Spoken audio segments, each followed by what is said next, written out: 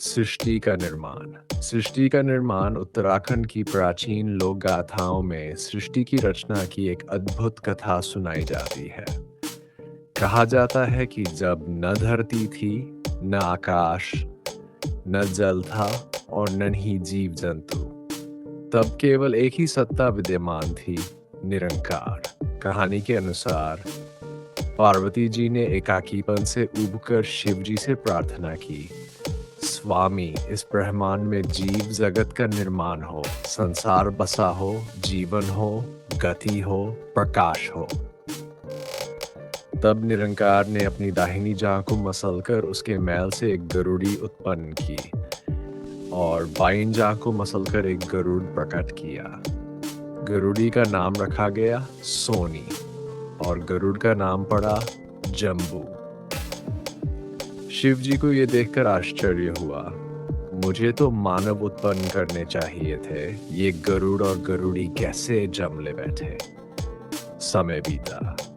जब गरुड़ यौवन अवस्था में पहुंचा तो उसने गरुड़ी से विवाह का प्रस्ताव रखा। गरुड़ी ने कठोर स्वर में कहा, अरे हम तो भाई बहन हैं और तुम रूप में भी भद्दे लगते हो, ये संभव नहीं। गरुड़ ये सुनकर दुखी होकर रो पड़ा। उसके नेत्रों से आंसू बहने लगे। गरुड़ी का हृदय द्रवित हो उठा। उसने वे आंसू पी लिए और उन्हीं आंसुओं के प्रभाव से वह गर्भवती हो गई। गरुड़ व्यथित मन से कैलाश पर्वत को छोड़कर कहीं दूर चला गया। उधर गरुड़ी का गर्भ पलने लगा। वह व्याकुल होकर गरुड़ की खोज में निकल पड़ी। आखिरकार गरुड़ मिल गया।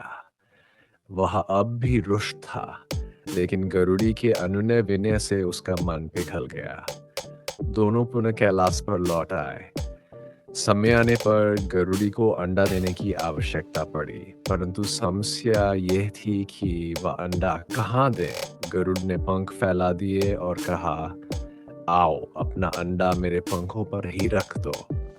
गरुड़ी ने अंडा दिया, लेकिन जैसे ही वह नीचे गिरा, अंडा फूट गया।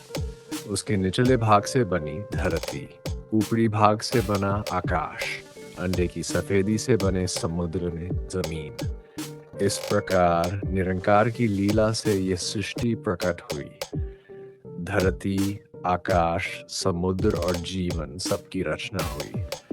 और आज भी उत्तराखंड की लोककथाओं में ये कथा भावपूर्वक सुनाई जाती है कि संसार की उत्पत्ति निरंकार की अनंत शक्ति से हुई।